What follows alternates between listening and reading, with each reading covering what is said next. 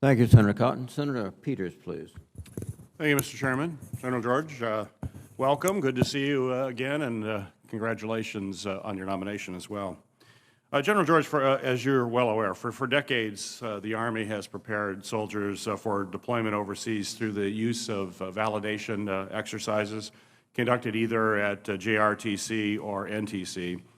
These exercises are, of course, of critical importance to allow soldiers and their commanders to conduct training that they may not be able to receive at their home station. That can be training with larger formations and supporting units necessary for success when they deploy overseas.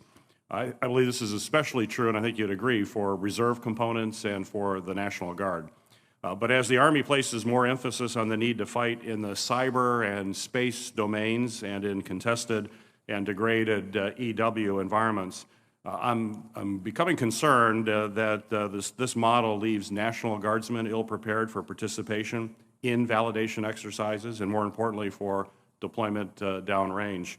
I think we need to be investing more in National Guard exercises and installations that can host the type of large-scale combat operations that include cyber and EW effects to better prepare our troops. So my question for you, sir, is what, if any, changes need to be made to the current validation exercise training model to better prepare soldiers, especially National Guardsmen, for the threats that they're facing in the coming years? Well, I think a couple of things, Senator. You're right that we have to evolve here and adapt on how we're going to train in a multi-domain environment.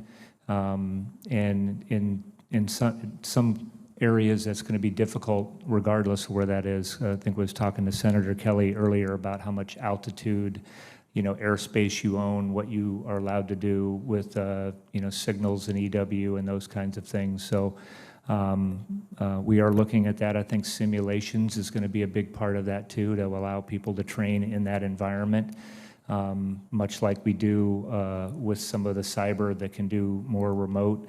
So I think it's going to be a combination of things. I know this is something that we are talking about a lot on our training side inside of our G3 to figure out how we're going to move forward. And the Army is a total Army. We all have to come together. Grayling is one of those spots that we talked about that you can do a lot of that kind of training as well. I know I think Northern Strike is coming up soon. Right. And so those kind of locations, I think, where you can get after multi-domain training, and much like we're doing with those exercises, I think that will also help us. Right.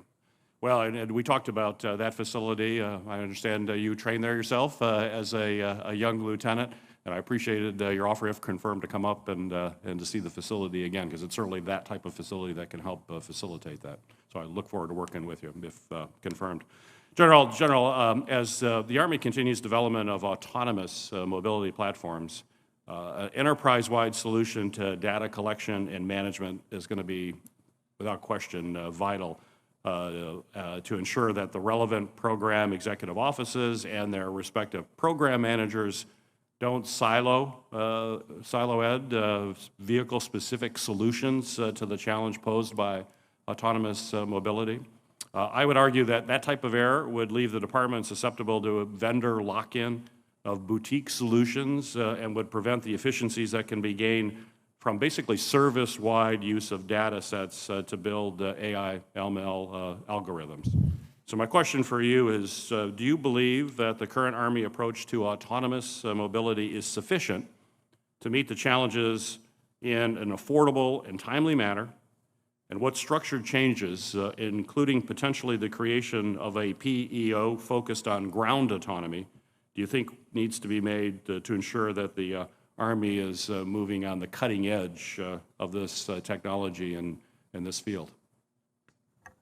Senator, I want to go to your question first on the PEO. I think just like we're doing on the cross-functional teams, and we've done this, I think ASALT, Mr. Bush has done this recently with making some adjustments. You can't let your structure get in the way of how you have to adjust your force and what you're going to need on the battlefield to win. So yes, we are going to have to look at that and see how we're doing that. And I think that we are. There's been some recent changes that we've done. I mentioned added a cross-functional team and taken things that we need to do that. Autonomous systems is a good example of where we need to really partner with the commercial, American ingenuity. I think we see that up in Detroit as an example, that it's happening out there, and we need to have those kind of partnerships.